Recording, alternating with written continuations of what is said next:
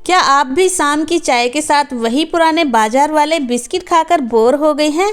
तो अब बाजार से लाना भूल जाइए। आज मैं आपके लिए लाई हूँ सिर्फ 2 कप सूजी और थोड़े से दूध से बनने वाला ऐसा अनोखा नाश्ता जो बाहर से बेहद खस्ता और अंदर से एकदम नरम है। इसे बनाना इतना आसान है कि कोई पहली ही बार में परफेक्ट बना लेगा। सबसे अच्छी बात है आप इसे हफ्तों तक स्टोर करके रोज़ चाय के साथ मज़े से खा सकते हो। तो चलिए बिना देर किए शुरू करते हैं आज की ये मज़ेदार रेसिपी बनाना। तो दोस्तों इसे हम बनाएंगे सूजी से। मैंने यहाँ पर बारीक वाली सूजी ली है। सूजी का इस्तेमाल आप अपने अकॉर्डिंग कम ज़्यादा रख सकते हो। मैं इसमें इस्तेमाल करूँगी 2 कप सूजी का। 2 कप बारीक वाली सूजी काफ़ी रहेगी। काफ़ी सारे इसमें से ये बिस्किट जैसे हमारे बनकर रेडी हो जाएंगे। और चलिए अब हम इसे और भी ज़्यादा टेस्टी बनाने के लिए इसमें इस्तेमाल करेंगे 1 कप ताज़े दूध का। ये पानी वाला दूध नहीं है, फुल क्रीम दूध आपको चाहिए और ना ही उबला हुआ दूध हो और एकदम आपको नॉर्मल दूध का इस्तेमाल करना है। दूध डालने के बाद अच्छे से मिक्स करते रहेंगे इसी तरह से। तो दोस्तों आप देख सकते हैं जैसे जैसे हम दूध के साथ इसे मिक्स कर रहे हैं सूजी फूलने लगी है। तो हमें क्या करना है, इसी तरह से अच्छे से हम मिक्स करेंगे क्योंकि जो सूजी है ना बाद में काफ़ी ज़्यादा फूल जाती है।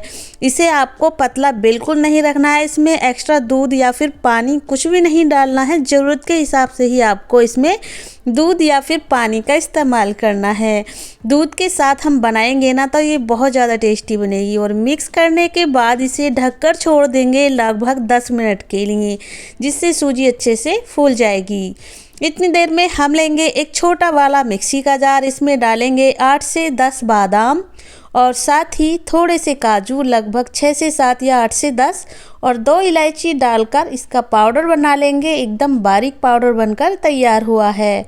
इसे हम एक दूसरे बर्तन में या फिर इसी तरह से छोड़ देंगे। इधर सूजी भी फूल चुकी है, इसे आप चेक भी कर सकते हैं इस तरह से। तो अगर आप इसे चेक करोगे ना तो इस तरह से एकदम से ये फूल गई है और पहले से काफ़ी ज़्यादा सॉफ्ट भी हो गई है। हमें इसी तरह की सूजी चाहिए। एक बार इसे अच्छे से आपको मिक्स करना है जिससे कि सारी चीज़ें अच्छे से मिक्स हो जाएं। देख सकते हैं इसका टेक्सचर एकदम फूली फूली हमारी जो सूजी है हो गई है। बहुत ही टेस्टी आज की ये रेसिपी होने वाली है। इसे हम एक दूसरे बड़े बर्तन में ट्रांसफ़र कर लेते हैं। सूजी जब फूल जाए इसे आप एक बड़े साइज़ के बर्तन में ट्रांसफ़र कर लें क्योंकि इसे बनाने के लिए हमें एक बड़े साइज़ का बर्तन चाहिए।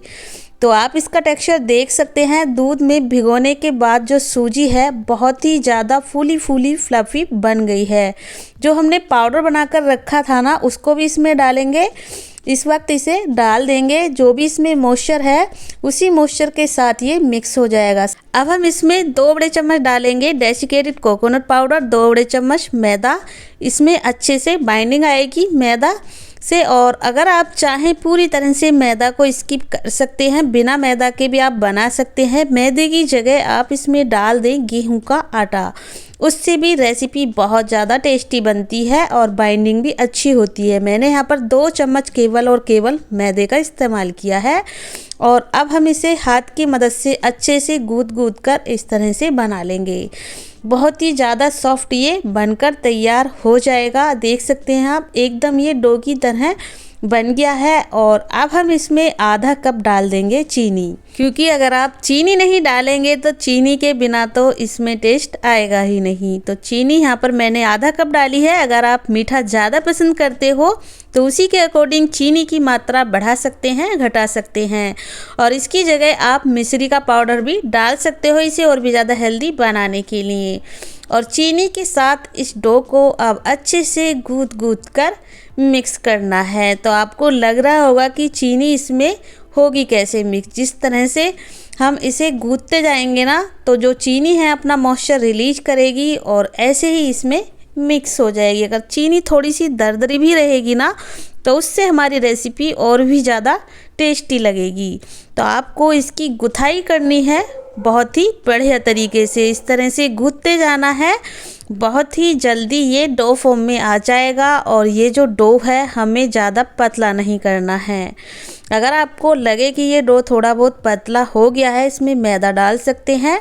और अब हम इसे ढककर छोड़ देंगे, जिससे अगर चीनी थोड़ी बहुत दरदरी रह गई होगी तो वो भी अच्छे से इसमें मिक्स हो जाएगी। देख सकते हैं आप चीनी के दाने जैसे आपको दिख रहे होंगे। और इसे हम फिर से इस तरह से गूँथ कर रेडी करेंगे।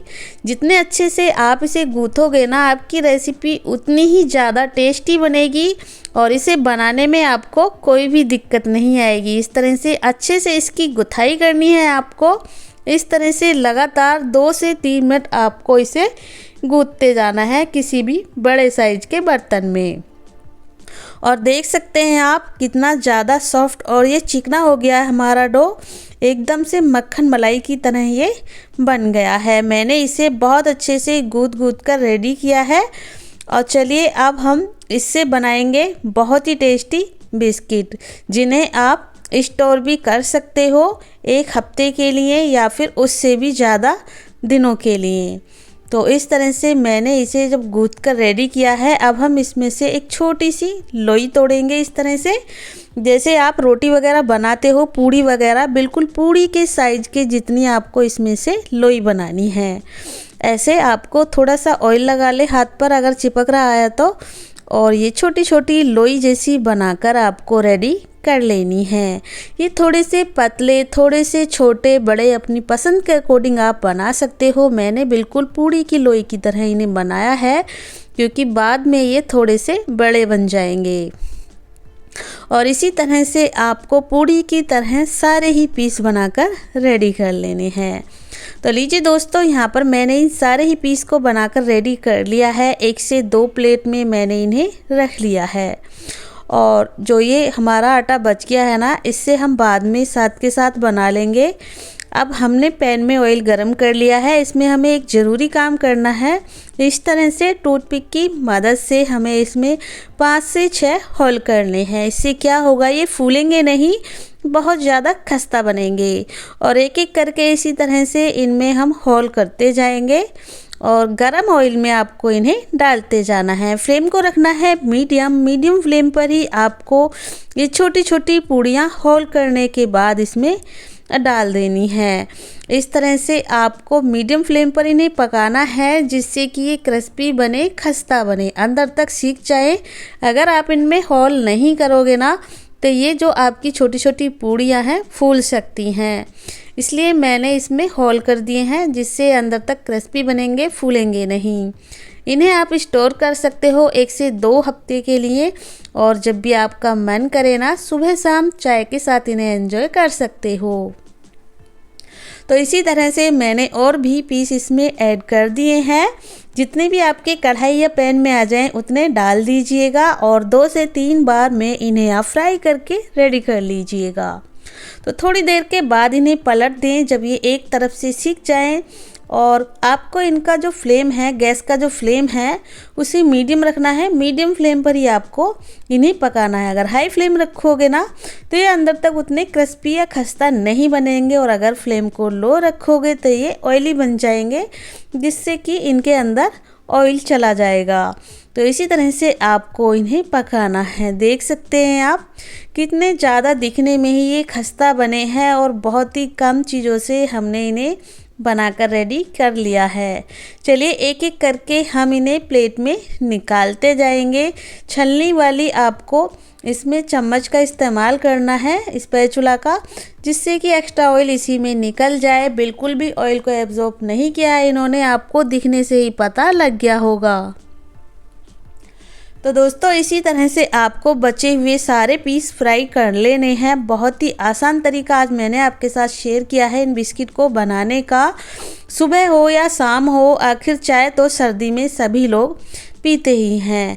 इसी तरह से आपको बाकी के सारे पीस होल करने के बाद इसमें डाल देने हैं और फ्लेम को रखना है मीडियम और इसी तरह से जैसे हमने पहले फ्राई किए थे वैसे ही कर लेने हैं। तो दोस्तों अगर आप चाहें इनका जो साइज है इन्हें आप छोटा रख सकते हैं, बड़ा रख सकते हैं, अपनी पसंद के अकॉर्डिंग इन्हें आप छोटा बड़ा कर सकते हो और इनके ऊपर आप कोई डिज़ाइन वगैरह भी डाल सकते हो जिस तरह से बिस्किट में होता है।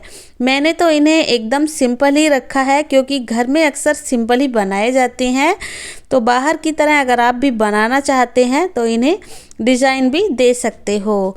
और लीजिए दोस्तों यहाँ पर हमारा दूसरा बैच भी अच्छे से फ्राई हो चुका है और बचे हुए हम सारे ही पीस थोड़े थोड़े करके डालते जाएंगे और इन्हें फ्राई कर लेंगे। अगर आपकी कढ़ाई थोड़ी बड़ी साइज़ की है तो आप 1 से 2 बार में ही इन्हें फ्राई कर लोगे और मैंने इन्हें थोड़े से ज़्यादा क्वांटिटी में बनाया है।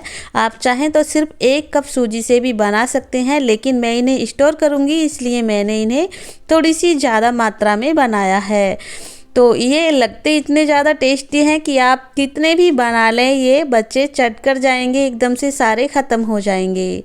तो लीजिए दोस्तों तैयार है हमारे सूजी के बहुत ही टेस्टी बिस्किट बनकर। तो दोस्तों इन्हें आप स्टोर कीजिए किसी भी एयरटाइट कंटेनर में 1 से 2 हफ्ते के लिए और इन्हें फ्रिज में रखकर आप स्टोर कर सकते हो 1 महीने के लिए।